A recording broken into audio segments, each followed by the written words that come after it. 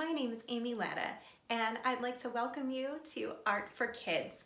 We are going to be going through what I'm actually doing with my boys for homeschool this year, where we look at a variety of different art techniques based on the works of Vincent van Gogh. So as we go, the way it works is I've created a syllabus where we look at different works of Van Gogh and then study the techniques that are used. For example, we're going to start out, Unit 1 is learning to draw animals using the technique of realism by looking at Van Gogh's painting Lying Cow. Then we're going to look at still life with sunflowers. We're going to look at perspective drawing with Cafe Terrace at Night, and so on as we work through some of Van Gogh's most well-known pieces. We're even going to look at lithographs and printmaking. So lots of fun things that we're going to be doing. So to follow along, I'm going to be including attachments on my website that you can print out, worksheets, handouts like what I'm going to be giving my boys, and exercises and activities, and I'll also let you know what supplies you might need to purchase in order to do these classes at home. So to start, our very first lesson is an introduction to Van Gogh himself and to the technique of realism. To do this, I suggest getting a copy of Vincent van Gogh, Getting to Know the World's Greatest Artists, written and illustrated by Mike Venezia. For copyright reasons, I can't read this book to you the way that I would be reading it to my boys, but we're going to learn all about the timeline of Van Gogh's life, as well as some things from his personal history, like why he cut off one of his ears, which makes him one of the most interesting artists to talk about. There's fun cartoons as well as pictures of his work in here. This book is available on Amazon. That's where we got our copy.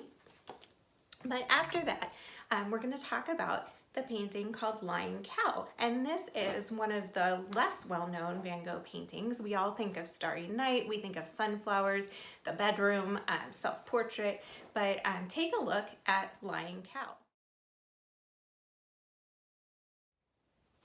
This is unlike a lot of Van Gogh's other works, as it's painted in the style known as realism, which is designed to be like real life. A lot of Van Gogh's paintings are impressionist. They're to evoke feelings and moods, but this one is just to show us a picture of what it looks like when a cow is lying down. So we're going to talk a little bit about what realism is and how to achieve it in your own works. So go ahead and grab the attachment worksheet for realism. And by the way, say hello to our mascot kitty Flynn in the background here.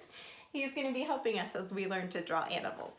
So filling out this paper, the first note that we're going to take is one of the tips for drawing realistic animals, and that's to look at what you're drawing. One of the best ways to draw something that looks real is to have it in front of you. Now, sometimes it works to have the actual thing in front of you on the table. For example, when Van Gogh painted sunflowers, he may have had a vase full of sunflowers sitting on the table next to him so he could look at it and then replicate it. However, that's a lot harder to do with animals because, as you can see, animals move. Just like Flynn crossed through in the background and now he's off doing something else, animals don't like to sit still for very long unless they're asleep. So my suggestion is for animals, a photograph works best because live animals move, or they may not be in your house.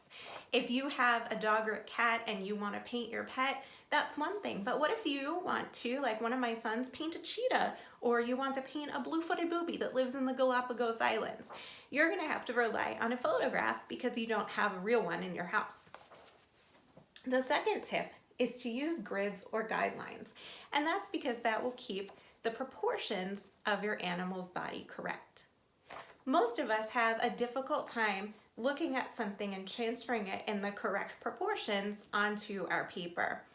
So one way to do that, one thing that helps, is to use a grid system. My boys will be doing several worksheets like these, which I'm going to be linking to in my post, and you can print these out and do these exercises to help you understand how a grid system works. Basically, you take a photograph or a picture or a drawing and you overlay a grid that shows you what falls in each box. Then you recreate that yourself. So this is a great way to practice the idea of a grid. So we're going to do this butterfly one. We also have one that's an owl that I'll be linking to for you, and you can also search around on the internet and find your own as well. Then, after you've mastered this technique, what you're gonna do is you're gonna choose your animal. Van Gogh chose a cow, but you, like I said, can choose your pets. You can choose a favorite animal, anything you like. And then you're gonna go online or wherever, in a magazine, any place you want, and find a photo. Maybe it's a photo that you actually can print off of your computer of your pet.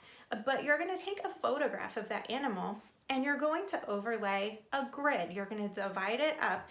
Now, it could be something that you do electronically. If you have something like Procreate on your iPad, you can upload your photo and put a grid on top of that and use that to look at.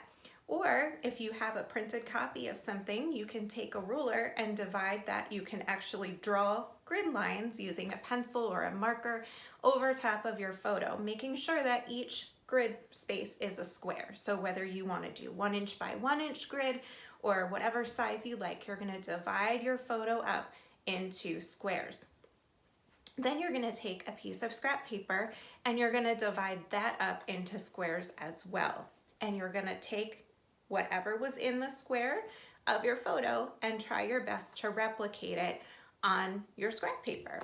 And that's going to help you to create a draft of what your animal looks like. The third tip as you're doing this is to pay attention to the important details. What are the distinguishing features of your animal?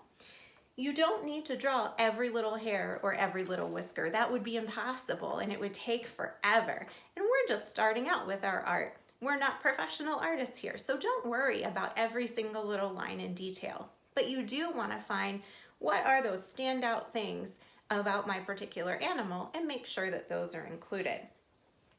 And number 5 is to have a range of tone.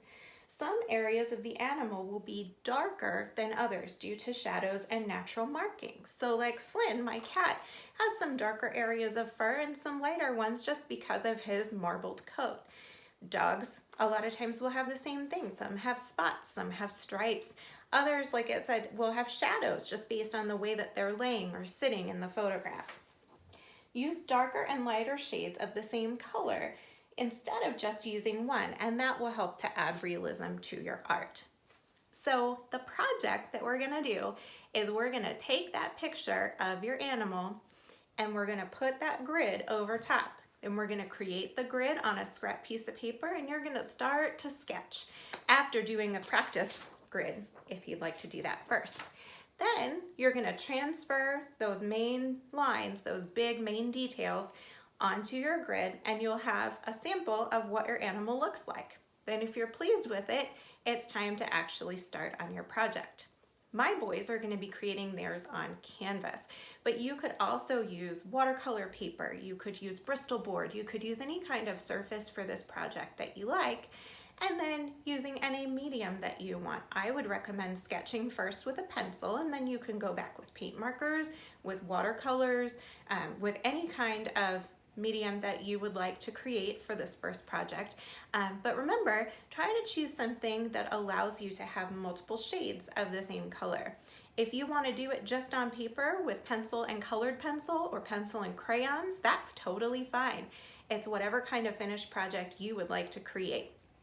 We're focusing on realism though, so we want to work from that photograph and do the best that we can to get the same shape of that animal and any important details so that it looks like the animal that we were trying to portray.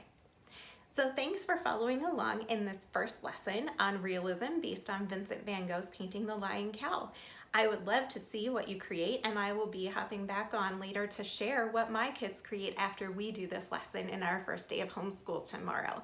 So have fun, happy creating, and I can't wait to see what you make.